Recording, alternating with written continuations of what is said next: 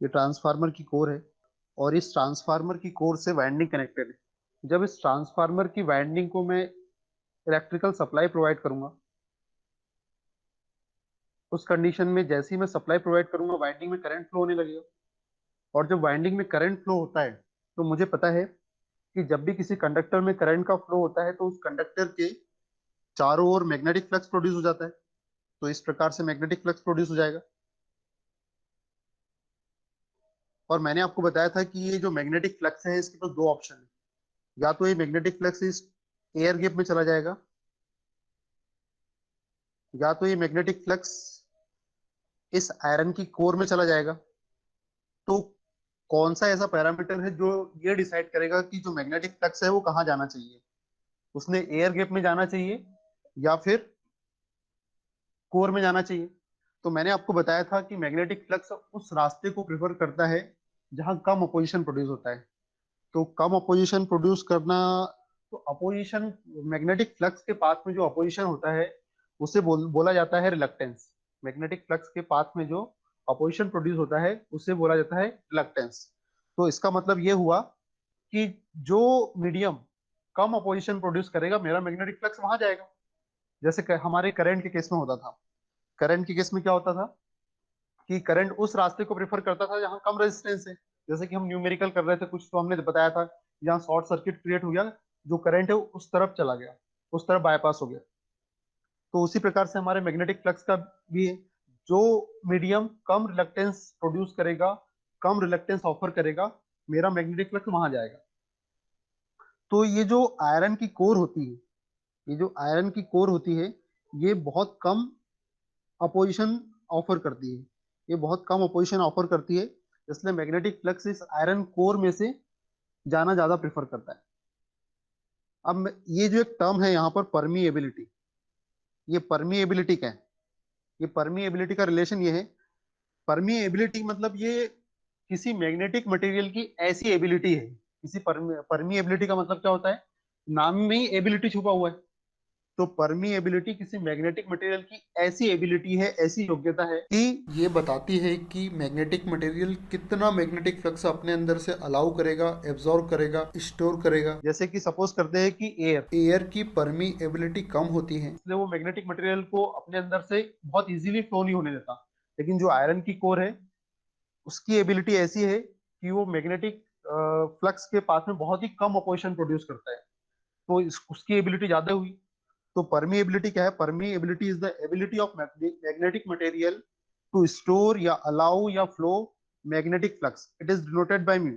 जो मटेरियल ज्यादा magnetic flux को अलाउ करेगा उसकी परमीएबिलिटी ज्यादा होगी, जो मटेरियल कम अलाउ करेगा उसकी परमीएबिलिटी कम होगी। इसे म्यू से एक्सप्रेस करते हैं। जो म्यू की वैल्यू होती है म्यू जीरो म्यू आर। और म्यू जीरो क्या है? जो म्यू जीरो है ये एब्सोल्यूट परमीएबिलिटी है। म्यू जीरो क्या है? एब्सोल्यूट परमीएबिलिटी है। तो the absolute permeability of air या वैक्यूम, ये म्यू जीरो किसकी परमिएबिलिटी है? वैक्यूम या फिर एयर की permeability.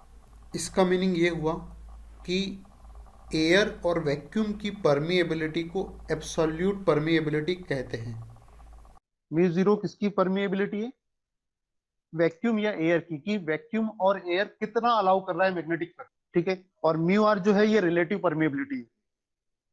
Permeability of magnetic material, relative परमी मतलब किसी पर्टिकुलर एयर और वैक्यूम को छोड़कर यदि किसी मटेरियल की परमिएबिलिटी हो तो उसको हम रिलेटिव परमिएबिलिटी से एक्सप्रेस करेंगे। ठीक है। और जैसे मैंने यहाँ एग्जांपल भी दिया है आपको कि permeability of any magnetic material is much greater than, जो परमिएबिलिटी होती है किसी मैग्नेटिक मटेरियल की, much greater than absolute permeability, मतलब एयर और वैक्यूम की परमिएबिलिटी से बहुत ज्यादा परमिएबिलिटी होती है किसी मैग्नेटिक मटेरियल की।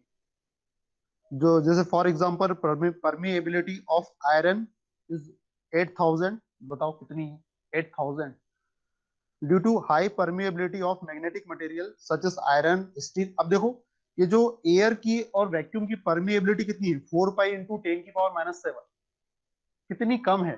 10 की पावर -7 का मतलब समझ रहे हो कि 4 पाई के अपॉन में आ जाएगा 1 और फिर 7 जीरो। कितनी छोटी परमिएबिलिटी है एयर और वैक्यूम की।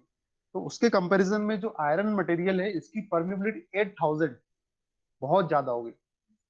तो किसी भी मैग्नेटिक मटेरियल की परमिएबिलिटी बहुत ज्यादा होती है। तो कुल मिलाकर परमिएबिलिटी क्या है?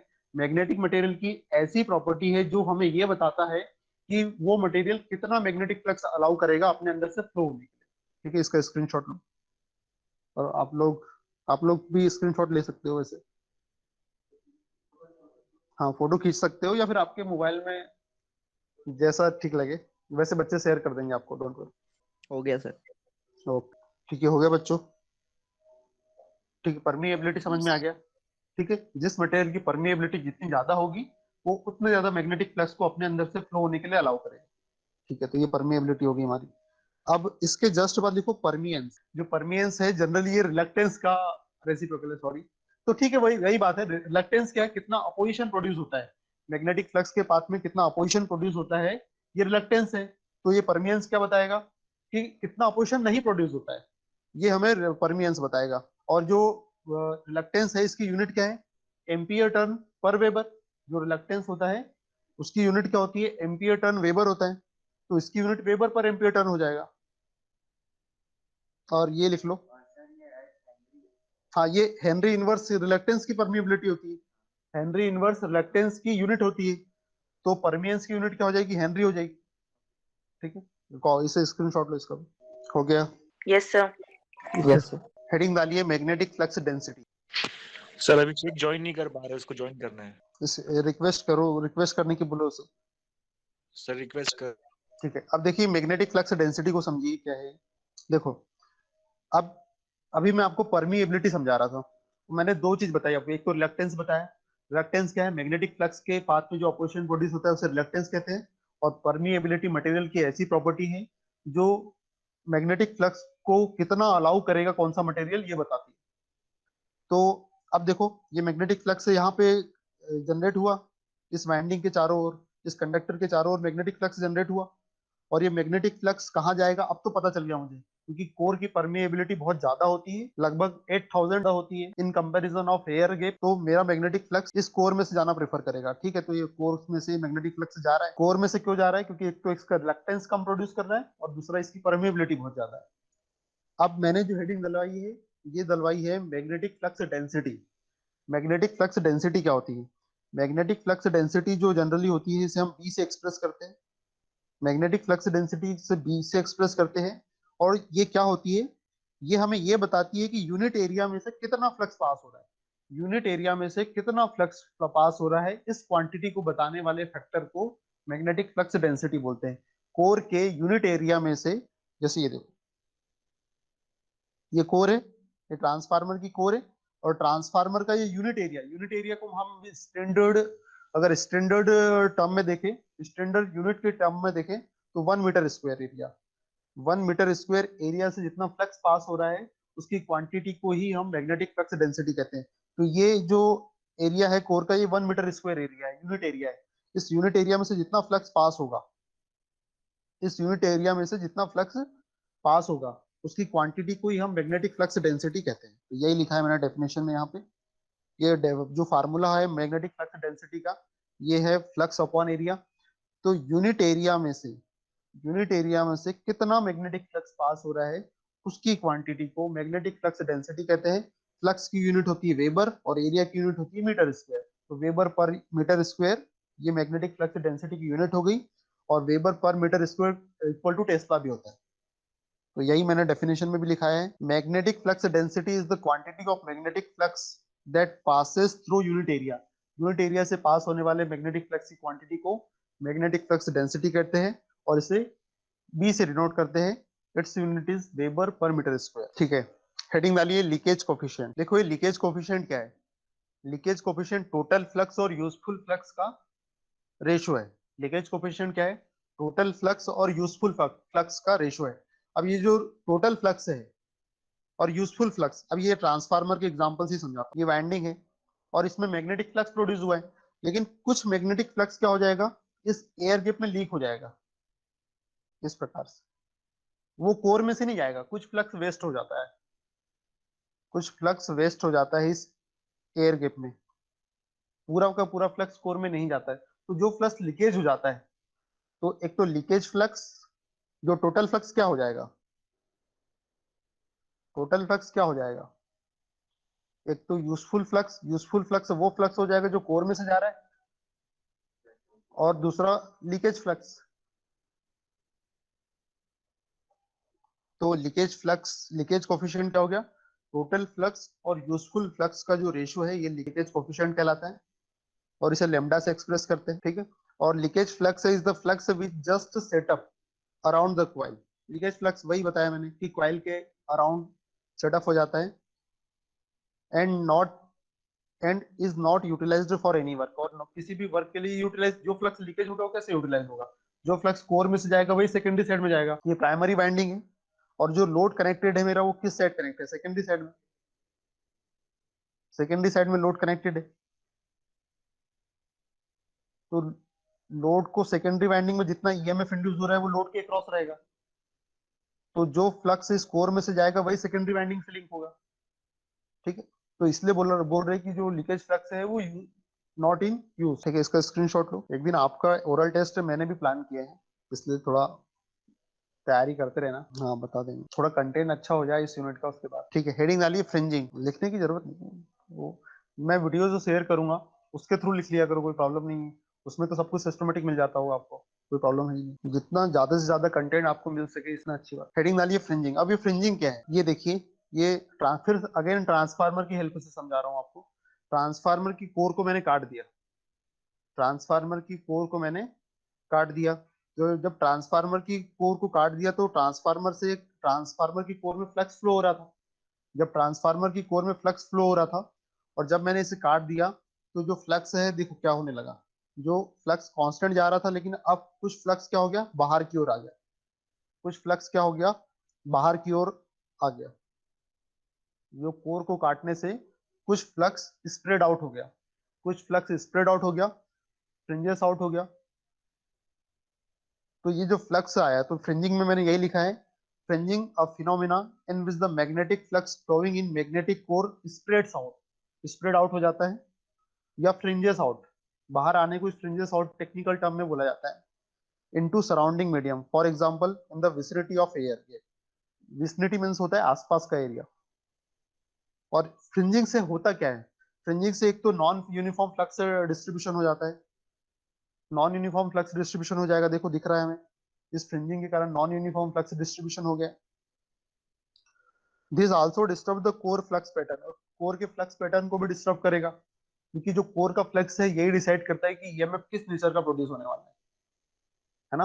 अगर फ्लक्स साइनोसोडल नेचर का रहेगा तो ईएमएफ साइनोसोडल नेचर का रहेगा, और जब ईएमएफ साइनोसोडल नेचर का रहेगा तो करंट साइनोसोडल नेचर का रहेगा, ठीक है। और अगर इस प्रकार से फ्लक्स डिस्ट्रीब्यूट हो जाएगा, डिस्टर्ब हो जाएगा, तो हमारा जो ईएमएफ भी अफेक्टेड होगा, वो भी उसी पैटर्न का जनरेट होगा। तो इसका स्क्रीनशॉट लो। इनमें कुछ है नहीं वैसे बहुत ज्यादा, और जैसे जैसे एयर गैप बढ़ता है ये फ्रिंजिंग बढ़ती आती है। दिख रहा है बच्चों, आपको प्रॉब्लम तो नहीं हो रही है इसको छोटे करने में? हाँ बोलो बच्चे, कुछ बोल रहे हो? थोड़ा जोर से बोलो, सुनाई दे मुझे। ऐसे मन में बोलोगे तो कैसे सुनूंगा?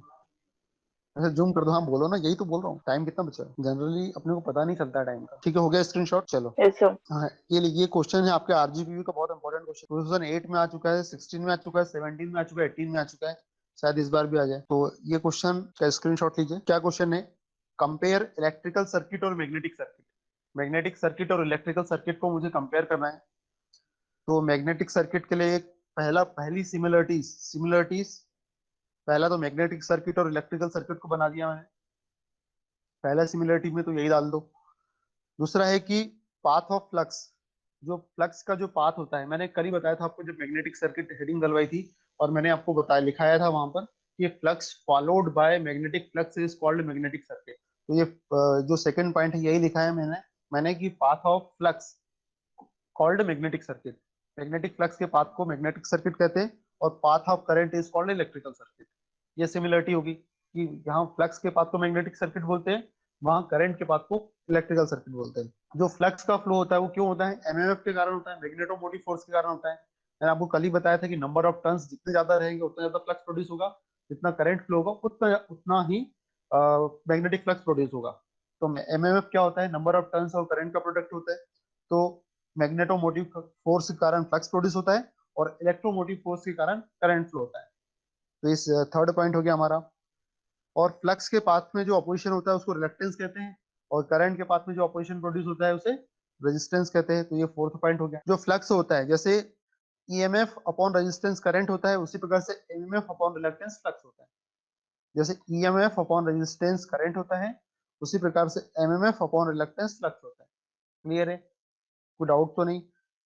जो रेजिस्टेंस का फार्मूला होता है वो रो एल अपॉन ए होता है, और जो रिलक्टेंस का फार्मूला होता है एल अपॉन ए म्यू होता है। रो है रेजिस्टिविटी। ये मटेरियल टू मटेरियल वेरी करता है, हर मटेरियल की रेजिस्टिव डेफिनेटली अलग है सबकी। जैसे हम नहीं, वो फिर वो डिपेंड करता है कि प्योर है किस प्रकार का है, वो सब। एल लेंथ है कंडक्टर की, ए एरिया है, जहाँ एल मैग्नेटिक मटेरियल की लेंथ है, ए उसका एरिया है, area of cross section. Mu permeability, अभी समझा दिया मैंने आपको क्या है परमिएबिलिटी। और डिसिमिलरिटी क्या है? जो मैग्नेटिक सर्किट में energy is needed only to create the magnetic flux. Magnetic flux को क्रिएट करने के लिए हमें एनर्जी की नीड होती है, लेकिन इलेक्ट्रिकल सर्किट में हमें थ्रू आउट द ऑपरेशन हमें एनर्जी देना पड़ेगा। जैसे ही हम एनर्जी बंद कर देंगे और उसकी करंट फ्लो ना बंद हो जाएगा, लेकिन इसमें मैग्नेटिक फ्लक्स सप्लाई हटाने के बाद भी बना रहता है। यही मैंने यहाँ लिखा है। जो reluctance of the circuit changes with magnetic flux. Magnetic flux में जो चेंज होता है उसके साथ साथ में रिलक्टेंस की वैल्यू भी चेंज होती है, लेकिन रेजिस्टेंस तो कांस्टेंट रहता है। वो डिपेंड नहीं करता उसमें कितना करंट फ्लो हो रहा है, क्या हो रहा है, बस टेम्परेचर के कारण ही अफेक्टेड होता है, अफेक्ट होता है। तो resistance of the circuit is independent of current. Current की वैल्यू से इंडिपेंडेंट रहता है। अगर वो 2 ओम है तो वो 2 ओम ही रहेगा, चाहे 10 एम्पियर फ्लो हो रहा है, चाहे 15 एम्पियर फ्लो हो रहा है। लेकिन रिलक्टेंस की वैल्यू फ्लक्स के अकॉर्डिंग चेंज होती है। अभी हमने देखा फ्लक्स क्या होता है, एमएमएफ अपॉन रिलक्टेंस। तो जो फ्लक्स की वैल्यू में अगर रिलक्टेंस कम होगा तो ज्यादा फ्लक्स फ्लो होगा। यार अब वो टेम्परेचर के पैरामीटर से मतलब उसका रेजिस्टेंस बढ़ा देते हैं, उसकी प्रॉपर्टी होती है यार, उसमें क्या कर सकते हैं। इंक्रीज होगा, वो इंक्रीज होगा। ठीक है बच्चे, उसका स्क्रीनशॉट लो जरा। आप चिंता नहीं करो, आप फोटो खींचने की जरूरत नहीं है। बच्चे जो खींच रहे हैं ना वो भिजवा दें। ठीक है बच्चों, भिजवा देना जो भी स्क्रीनशॉट ले रहे हैं। सर वो तो आप वीडियो अपलोड करते हो उसमें भी शो हो जाएगा। हाँ, मैं जो वीडियो अपलोड करता हूँ उसमें भी शो होता है, कोई प्रॉब्लम है। वो वीडियो तो मैं एडिट कर देता हूँ, और अगर कुछ लगता है कि कुछ कमी रहेगी आपको पढ़ाने में तो मैं अलग से कुछ मैं रिकॉर्ड करके भिजवा देता हूँ आपको, इसलिए ठीक है, कोई प्रॉब्लम नहीं है। जैसे उस सर दिन एक नीचे बच्चा, हाँ बोलो बच्चा, हाँ ओके।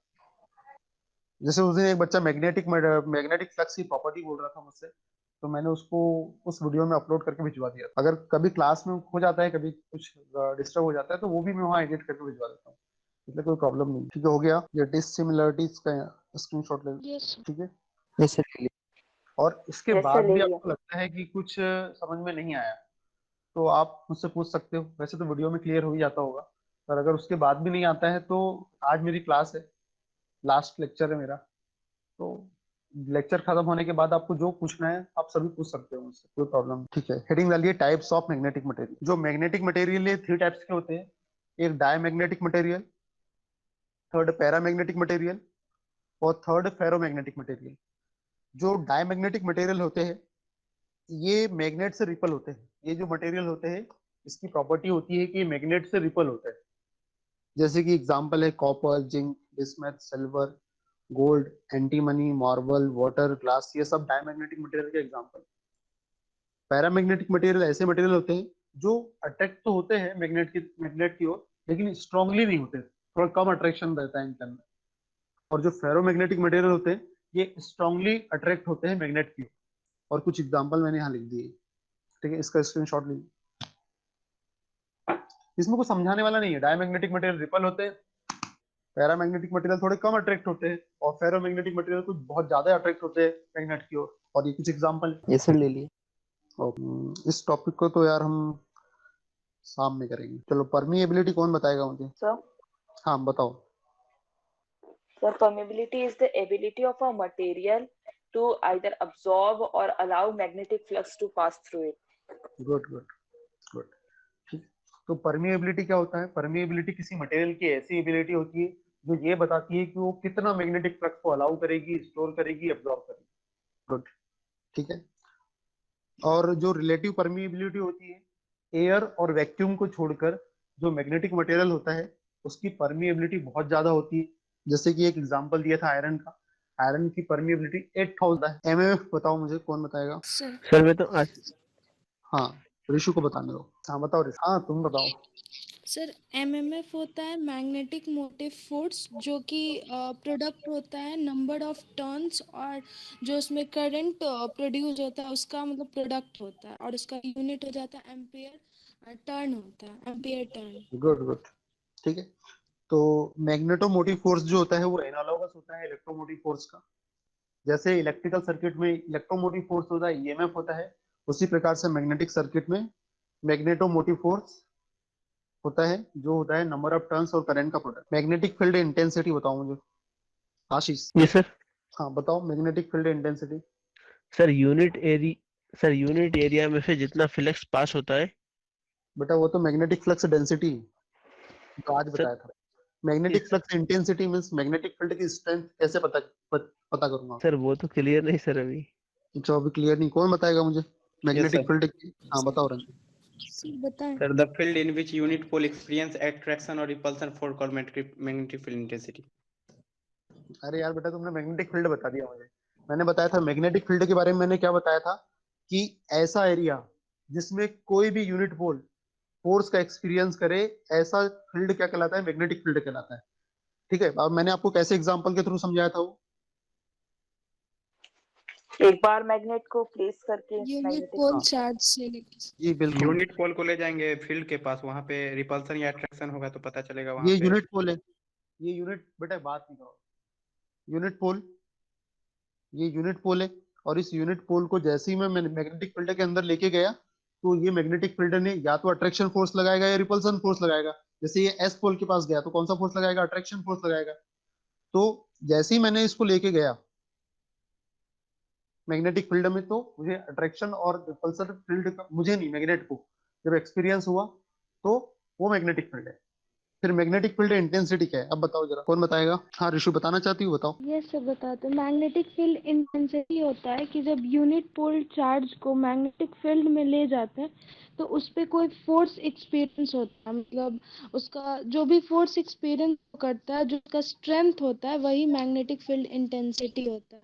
मतलब इसका फॉर्मूला हो जाता है सर, फोर्स अपॉन यूनिट पोल, जो उस पे 1 वेबर का जो चार्ज मतलब देखो जो रुको 1 रुको वेबर का यूनिट पोल होता है। हाँ रुको बेटा, देखो देखो मैंने क्या बताया था आपको। मैंने बताया था कि जिस पॉइंट पर आपको मैग्नेटिक फील्ड की स्ट्रेंथ फाइंड आउट करना है, मैग्नेटिक फील्ड की इंटेंसिटी फाइंड आउट करना है, जिस पॉइंट, ये वर्ड बहुत इंपॉर्टेंट है, ये वर्ड बहुत इंपॉर्टेंट है, जिस पॉइंट पर मुझे मैग्नेटिक फील्ड की इंटेंसिटी या मैग्नेटिक फील्ड की स्ट्रेंथ चाहिए, उस पॉइंट पर, उस पॉइंट पर मैं क्या करूंगा, यूनिट पोल को लेकर जाऊंगा। जैसे मुझे इस पॉइंट पर मैग्नेटिक फील्ड की इंटेंसिटी चाहिए, तो मैं उस पॉइंट पर यूनिट पोल को लेकर जाऊंगा, और वो यूनिट पोल जितना फोर्स का एक्सपीरियंस करेगा उसे बोलूंगा मैग्नेटिक फील्ड की इंटेंसिटी या मैग्नेटिक फील्ड की स्ट्रेंथ। क्लियर है क्या। ये ठीक है। सर। ये यस ये Yes, पॉइंट बोलना बहुत इंपॉर्टेंट है, कि जिस पॉइंट पर, ये जस्ट नॉर्मल बोलो, कोई जरूरत नहीं जैसा आपको लगे कि सर जिस पॉइंट पर मुझे मैग्नेटिक फील्ड की इंटेंसिटी या मैग्नेटिक फील्ड की स्ट्रेंथ चाहिए, उस पॉइंट पर यूनिट पोल जितना फोर्स का एक्सपीरियंस करेगा उसी को मैग्नेटिक फील्ड की इंटेंसिटी बोलते हैं। और उसी से मैंने फार्मूला बना लिया कि यूनिट पोल पर जितना फोर्स लग रहा है उसी को मैं मैग्नेटिक फील्ड की इंटेंसिटी कहता हूँ, या मैग्नेटिक फील्ड की स्ट्रेंथ कहता हूँ। और फिर मैंने मैग्नेटिक फील्ड की इंटेंसिटी को एक्सप्रेस करने का और एक पैरामीटर बताया था आपको, कि यूनिट लेंथ में जितना एमएमएफ प्रोड्यूस होता है, यूनिट लेंथ में जितना मैग्नेटोमोटिव फोर्स जनरेट होता है, उसी को मैं मैग्नेटिक फील्ड की इंटेंसिटी या मैग्नेटिक फील्ड की स्ट्रेंथ कहता है। ये दो प्रकार से आप मैग्नेटिक फील्ड इंटेंसिटी को एक्सप्रेस कर सकते हो। क्लियर है ना। कितना यस। अच्छा लग रहा है, मतलब यस सर। बहुत अच्छा लग रहा है। अब ये एमएमएफ की यूनिट एम्पियर टर्न हो गई, लेंथ की यूनिट मीटर होगी, एम्पियर टर्न पर मीटर। ठीक है। कल मैं आपको रिलक्टेंस बता रहा था, ये सर। जो रिलक्टेंस है, जैसे मैंने एमएमएफ प्रोड्यूस किया, तो जो फ्लक्स है, ये यहां से फ्लक्स प्रोड्यूस हुआ, यहां फ्लक्स प्रोड्यूस हुआ, और ये एमएमएफ, तो रिलक्टेंस कितना हो जाएगा। जैसे सपोज करें कि अगर इलेक्ट्रिकल सर्किट से इसको कंपैरिजन करें, तो ये ईएमएफ है, ये फ्लक्स क्या है, करंट है। तो रेजिस्टेंस क्या होता है? Voltage upon current. उसी प्रकार से यहां मुझे अगर रिलक्टेंस फाइंड आउट करना है तो कितना हो जाएगा? ईएमएफ का एनालोगस क्या हो गया? एमएमएफ। और करंट का एनालोगस फ्लक्स। एमएमएफ की यूनिट क्या हो गई? Ampere turn. एमएमएफ की यूनिट एम्पियर टर्न और फ्लक्स की यूनिट वेबर। तो रिलक्टेंस की यूनिट क्या हो गई? एम्पियर टर्न पर वेबर।